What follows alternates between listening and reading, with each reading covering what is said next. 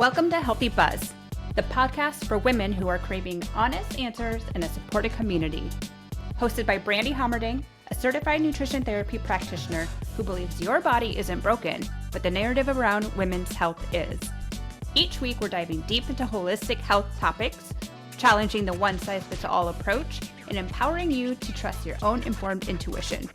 Get ready to feel seen, supported, and seriously informed. This is Healthy Buzz, where collaboration meets unfiltered transparency in women's health. If you have ever felt like you've reached the end of the road with specialists, scans, and fixes for your physical pain, today's episode is for you. Today, I am joined by Alaura Winning of Alaura Grace Wellness to discuss the heavy, often invisible reality of chronic pain. We're moving beyond the fix-it narrative into a conversation about acceptance, the emotional-physical connection, and how to find the you that exists outside of your pain. This is a conversation about reclaiming your life, even when the hum of the pain is still there. As a women's health specialist, Alaura supports women through coaching methods to live their best health with ease. She is passionate about weaving together modern research with ancient healing to create a space that is meaningful for change and nourishment. Alaura, welcome to today's show. Thank you so much for having me. I'm so excited to dive in. So, Alaura, we can often hear about chronic pain, and is chronic pain just having a broken body? But I think that you actually view that a little bit differently. So can you explain what chronic pain actually is and why it can persist even though there is no clear evidence of acute injury or visible on a scan? Yeah, for sure. So there are explained chronic pains and there's unexplained chronic pain. When we talk about chronic pain, it is pain that's lasting for at least 3 months or more anywhere in the body. And this pain might be consistent or it might come and go. So sometimes people think that they don't have chronic pain because they have pain for a couple of days, but then it goes away for a week or a month and then it comes back.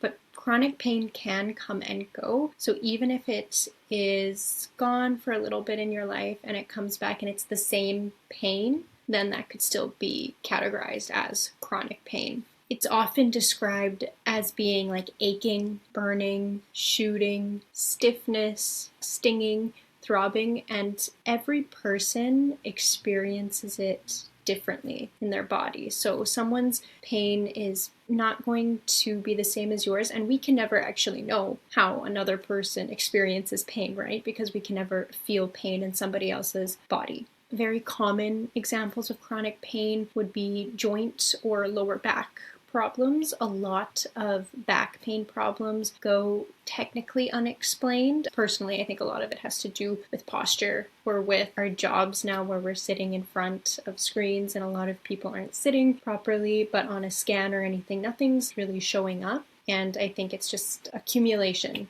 in the body. You mentioned explained and unexplained. Can they both fall in that unexplained, or what would categorize something as explained versus unexplained? So explained chronic pain usually stems from an injury or there's another diagnosis that's going with it.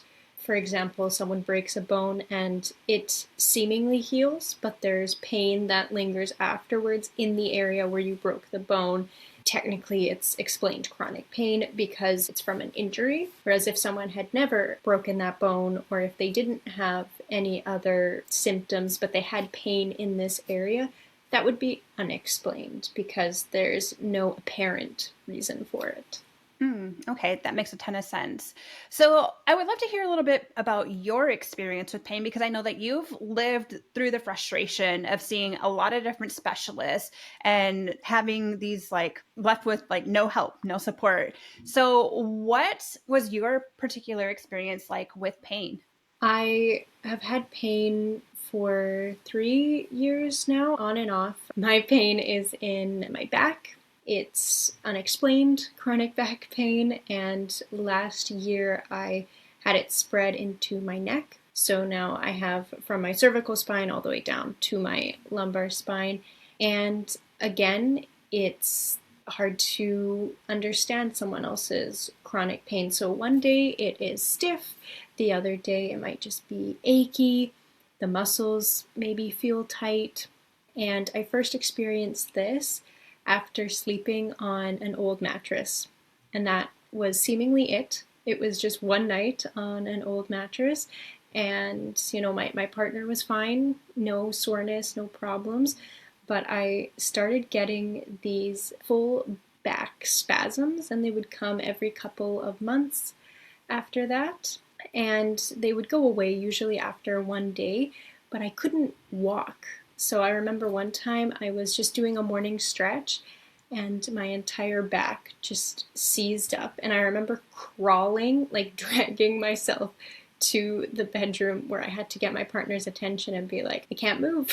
When that happened, that was the last time that I had this full back seizure. And then after that, I remember it was just every single day. Every single day, I just had this aching pain in my back. And then a year later, I woke up one morning and it was also in my neck. And then since then, it's also been in my neck. And I've had x-rays done. Like, I think everyone probably starts with x-rays because it's pretty low dose and it's very accessible. And there was no problems in the x-ray. My cervical spine, so that's in my neck, showed to be a bit flatter than it should because it should have a curve in it. But because of the tightness of the muscles of my neck, it had actually straightened out. You're able to fix that with treatment.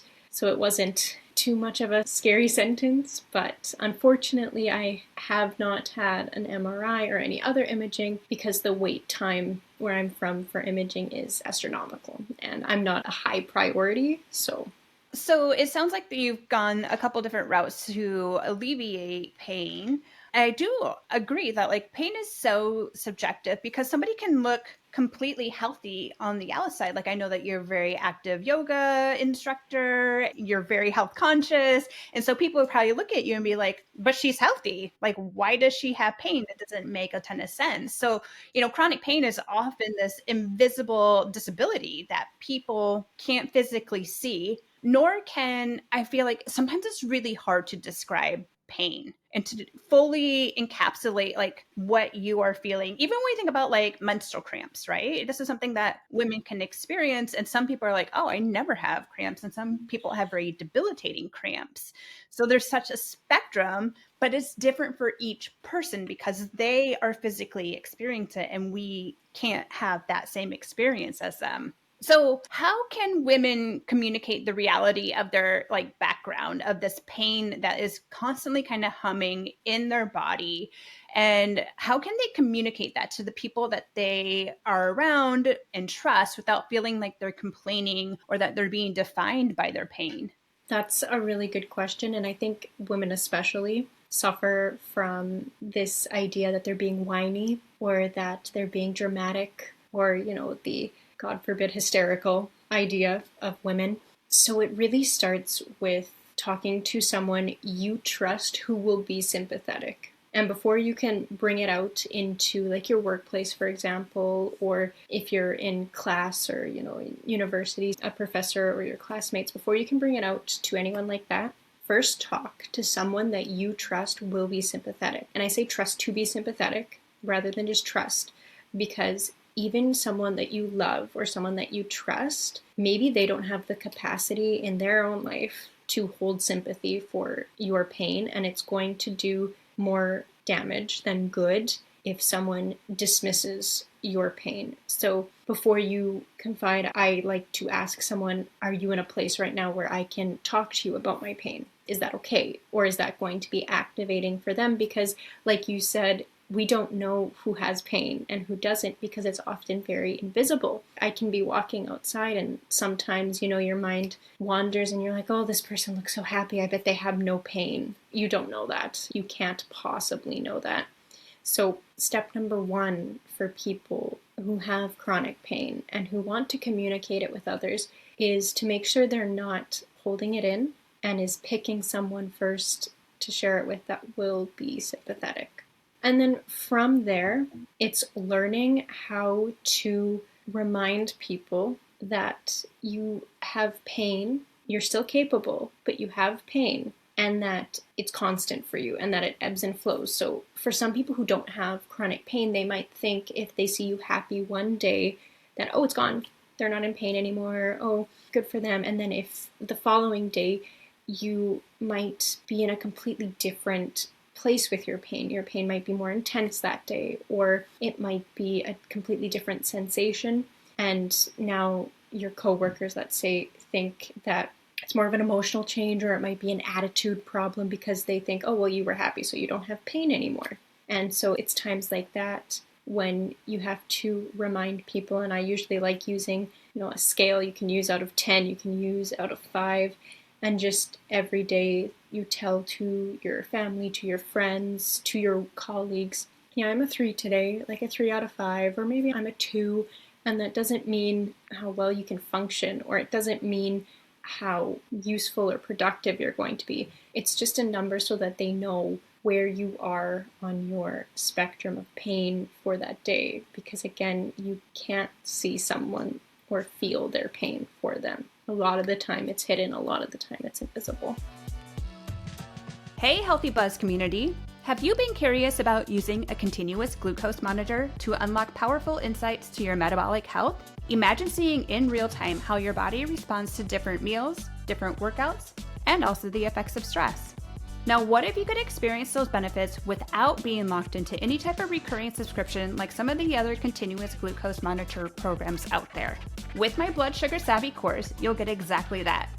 You'll receive access to 7 engaging learning modules, 2 continuous glucose monitors to start your wellness journey, plus 4 weekly one-on-one video strategy sessions with me where I'll personally guide you to understanding your CGM data. We'll work together to identify your unique blood sugar patterns and create customized strategies for better energy, mood, and overall well-being. Oh, and by the way, this is especially crucial during your peri- and postmenopausal years. Blood Sugar Savvy is about understanding your body on a deeper level, implementing practical strategies, and gaining sustainable knowledge to support your overall health and wellness. Ready to get Blood Sugar Savvy and take control of your metabolic health? Healthy Buzz listeners can save $30 simply by using the code BUZZ at checkout. Your personalized blood sugar journey starts now. Yeah, absolutely. And like you said, we can have pain occur from a non-injury situation. And I know it's always a joke, oh, I slept wrong and now I have this chronic neck pain. But by the way, for any listeners out there, I would love a really great mattress recommendation and a really great pillow recommendation. I am on the search for a good pillow, and we are in the need of a new mattress. So any recommendations that you guys could leave us in the comments, greatly appreciate it, because you're not only helping me, but also all the other people that have the same burning questions. But there is such I wouldn't say almost like a stigma kind of around pain. And often we can hear about women pushing through the pain. And especially when it comes to menstrual cramps, right? I don't want to be burdened. I don't want to have to take a sick day. I'll just push through it. I'll just continue to operate at the same level of intensity that I always have, but yet my body is yelling at me. It's screaming at me that it's in discomfort right now. This is not going to be sustainable anymore. So when we're thinking about that, are there some things that you have found to be helpful when it comes to supporting pain when you are having a pain flare? First of all, pushing through is one of the least helpful things you can do most of the time. Pushing through and also beating yourself up about it. Chronic pain is intrinsically linked in so many cases to mental health conditions. 67% of people living with chronic pain also have a diagnosed mental health condition. And this really goes hand in hand. So when you think about a flare-up, a lot of people, when that happens, aren't dealing with just a physical flare-up. It's also an emotional flare-up as well. And to me, that makes perfect sense, because when you live every day of your life with this constant hum, your pain receptors are on high alert all the time. I mean, it's inconvenient, it's annoying, it's pain. We don't like being in pain, but it's also telling your nervous system daily that there is something causing you pain, that there is a problem. So now your nervous system, day in and day out, is being wired that there are threats, that you are still under threat, that there's something wrong. And so because of this, when there's a flare-up, the worst thing you can do is give yourself more stress, is give yourself more and more to do, because your nervous system is already on high alert. your nervous system is already dealing with this constant pain, this constant discomfort, this constant perceived threat. It doesn't need you to do extra hours. It doesn't need you to go to a really difficult workout class. Movement can be great for chronic pain, but when you're having a flare-up, I personally, having chronic pain myself, would not go and try and do the hardest workout possible, because it's not going to be conducive to my emotional state or to my physical state. Yeah, and I kind of feel like sometimes pain can be a sign of like some emotional distress too. Like I know for myself, if I'm feeling really stressed out, overwhelmed, feel like I have a lot to do on my plate, oh, my neck pain will flare like no other. Probably because I also sit like this, then I'm like not relaxing, but that's going to have a huge problem. My shoulders are way up by my ears. But yeah, I can definitely feel a lot more tension in my body and feeling more pain when I have a lot on my plate. And communicating that to my partner then is a very important thing, to be like, hey, I'm feeling a lot of overwhelm right now. My neck is killing me. One, can you help me out with these different tasks? Two, can you give me a little neck rub? I would love that right now. Just a little extra like support for me to take a couple of deep breaths and be like, okay, I'm safe. There's no emergency right now. I am in a safe situation. So I can tell my nervous system to just calm down a little bit. It's okay. Yeah, exactly. So when someone is in agonizing pain, accepting pain can be really challenging, and it can kind of feel like maybe they are giving up in this. So how do you define that acceptance piece, and how is that actually an act of self-compassion rather than surrendering to the pain in the process? Yeah, so this is something that I am currently and have been going through for about a year. I like to say living alongside pain, and one of the biggest things I can say is stop fighting it. I know it seems unfair, and I know it disrupts life, and I can't pretend like I know what you're going through, because I don't. I don't know what your pain is. I don't know how it affects your specific life. And I know that when you wake up every day and you go through that day in vain and anger and resentment, and you're denying the reality that you're in, you are literally keeping the area of your brain, which is also linked to your pain receptors, active. So the same area that we perceive pain, we also perceive a lot of negative emotions such as resentment and anger. When you go through a day fighting against yourself, fighting your reality, you are still keeping that pain heightened just because of the area of your brain that's lighting up. Your perceptions and emotions can literally increase or decrease your pain.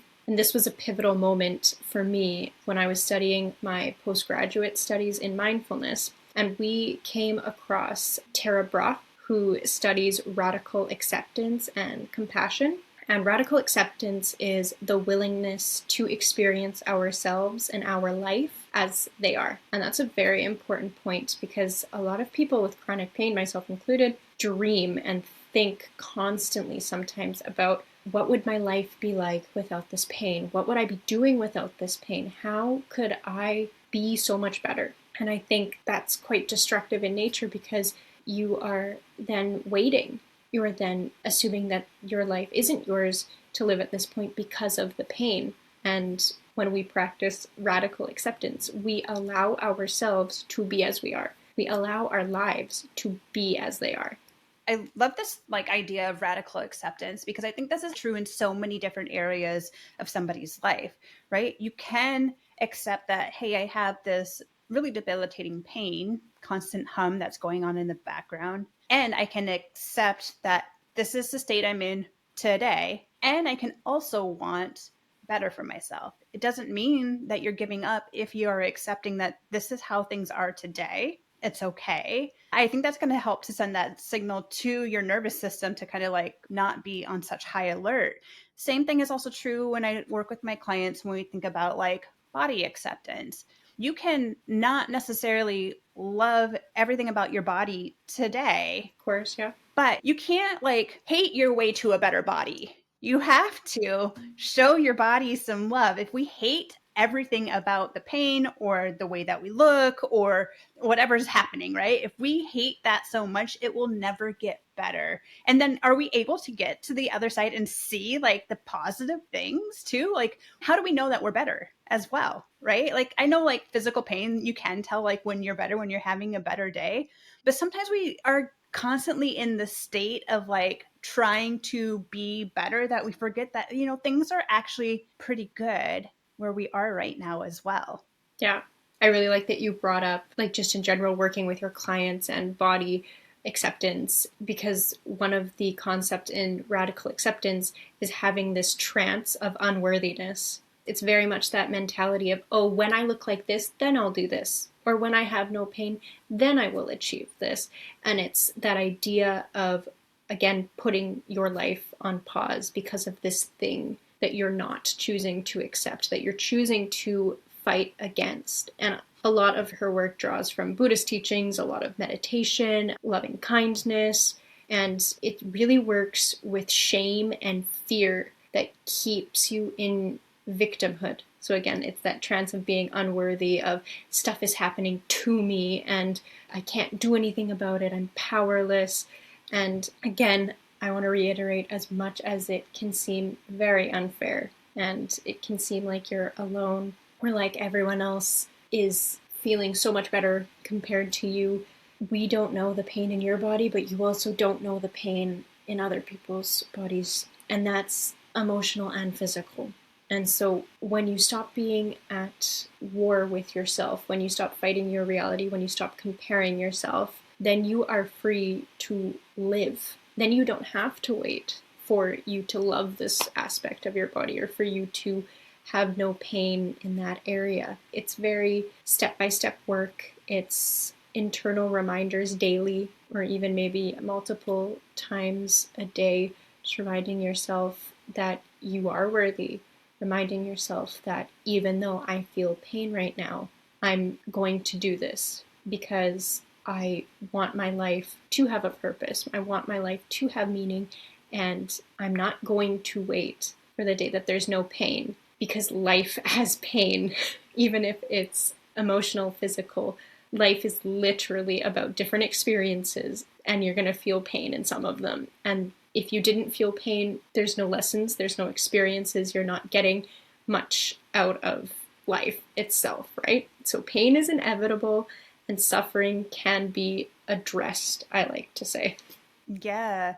I think something that is important to recognize in this process is like, as somebody is trying something that maybe even on a day that they have pain, a couple things are really important. One is going to be really important that you communicate to those who you are with that I'm at this level today. We might need to bail on this plan early, but I want to try. That is really important to, like, I guess I want to say lower the expectation for yourself, because like we talked about before, you don't want to necessarily push through the pain and push yourself too hard, but we also don't want to limit our life and what we are capable of doing, because this can feel pretty crippling, right? And I also want to put out there, like, what is plan B? My plan is I want to go on this 1 mile walk, maybe, if it's something that I haven't done in this pain situation that I'm in. And if I am a half mile in, a quarter mile in, recognizing, hey, plan B is it's time to turn around. Hey, plan B is, can somebody go get a car and pick me up?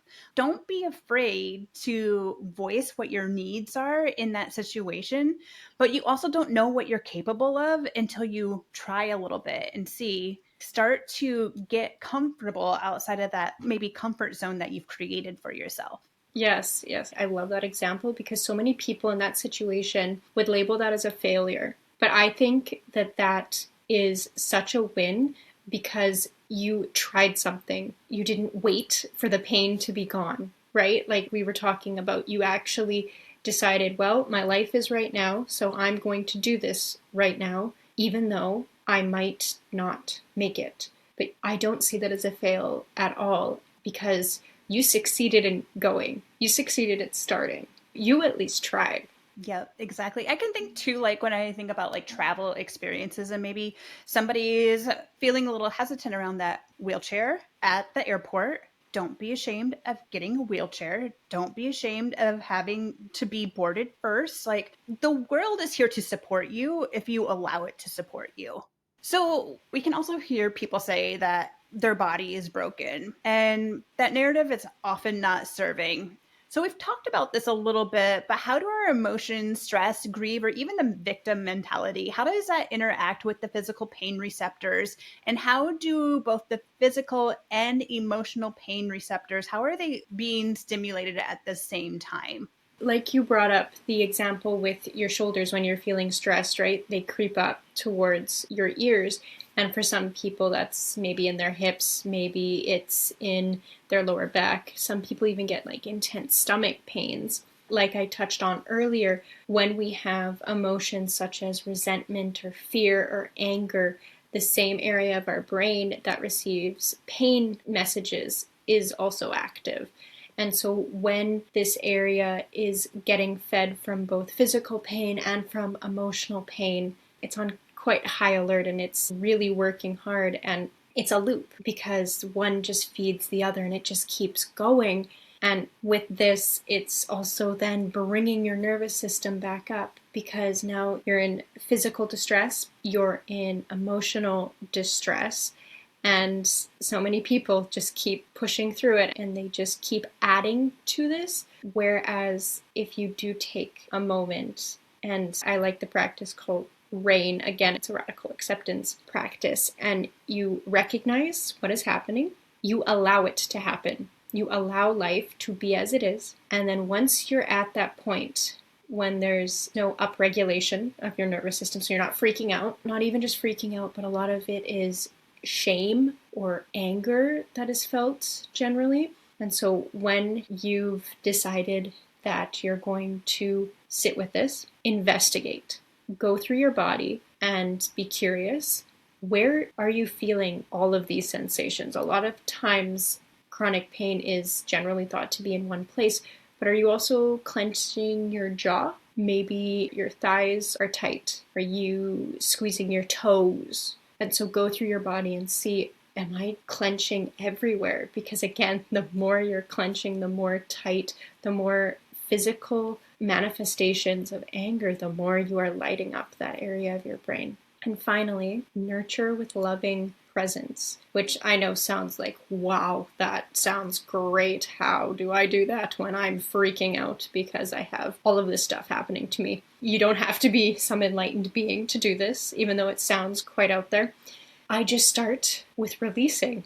Release the areas that you are clenching. And of course, some of us can't just release the pain that's hurting. But if you're clenching your jaw, relax your jaw. If you're frowning, relax your face. To get to this step, which is nurturing yourself, you are actively letting go, letting yourself breathe, you're letting yourself release. But to get here, you do need all of the other steps, because when we're in that heightened state, we can't just go straight to, okay, and now I'm going to relax. We really do need to take a moment out of our lives and go through recognizing, allowing, investigating, and then letting ourselves be nurtured. That's beautiful. I love that. I think that can be something that anybody can do at any time.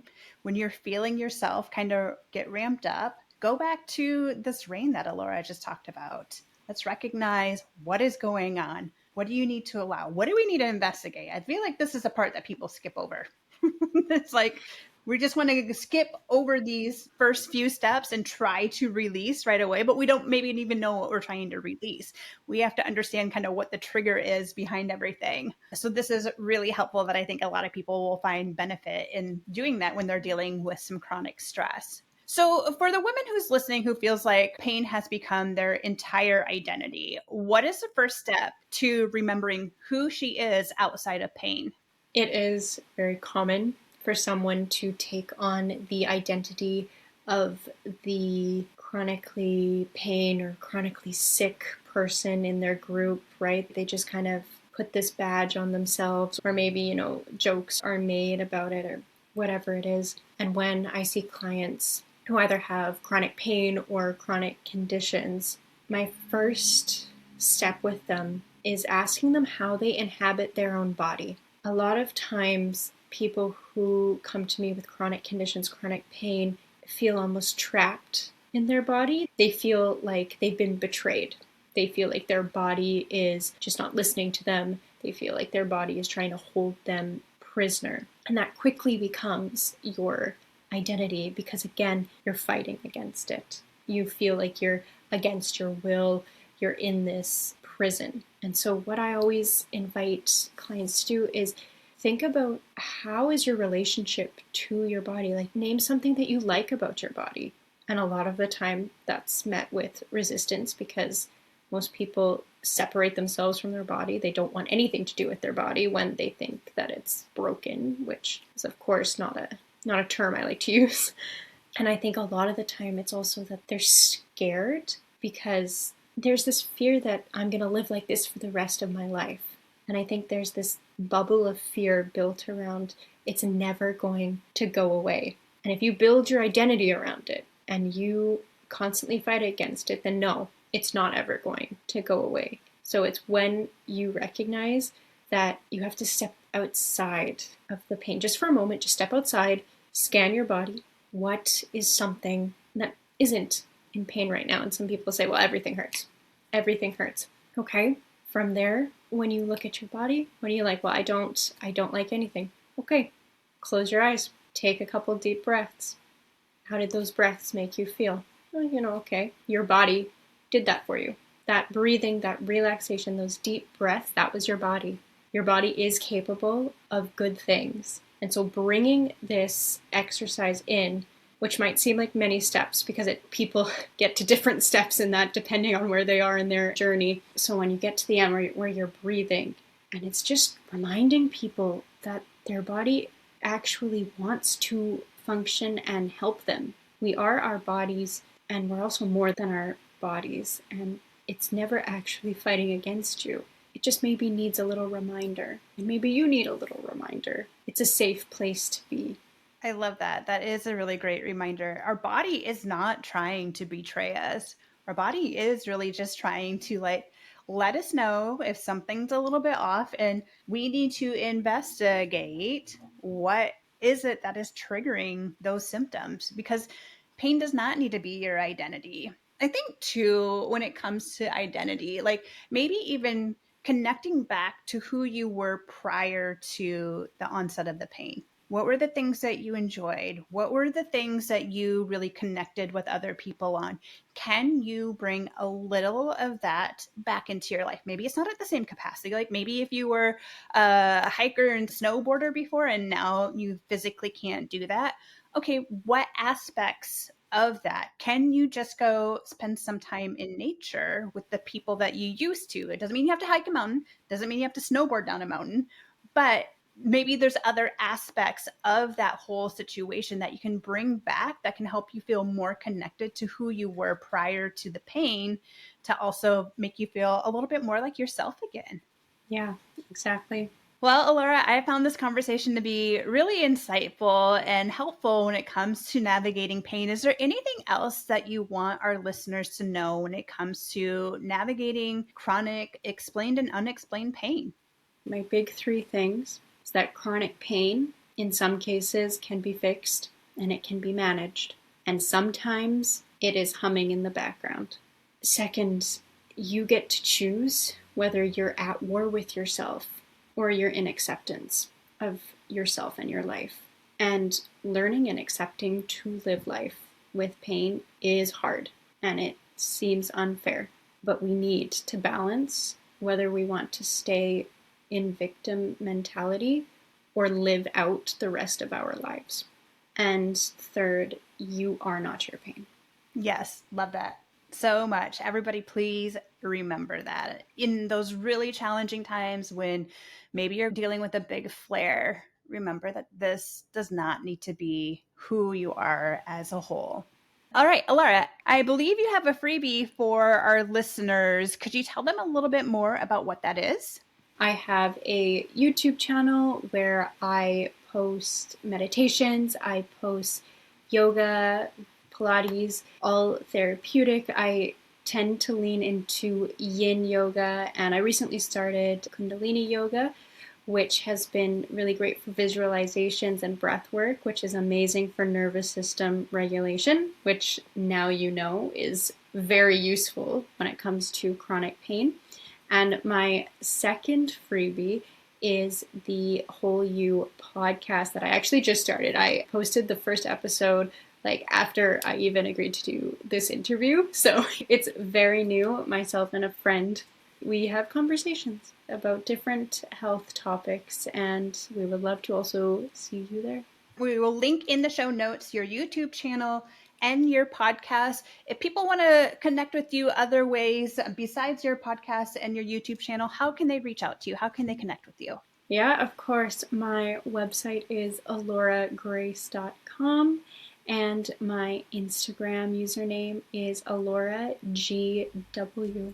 Okay, awesome. We will have that all in the show notes. Thank you so much for being here today, Alaura. This conversation was really insightful.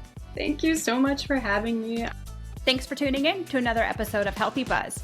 I hope this conversation has left you feeling seen, supported, and ready to take the next step in your health journey. Love what you heard? Make sure you subscribe to Healthy Buzz so you never miss an honest conversation. And if you found this valuable, please take a moment to leave a review. I truly appreciate it. For exclusive weekly tips and holistic strategies, be sure to subscribe to my weekly newsletter. The link is in the show notes. Remember, this isn't just nutrition, it's permission to trust your body. I'll catch you on the next episode of Healthy Buzz.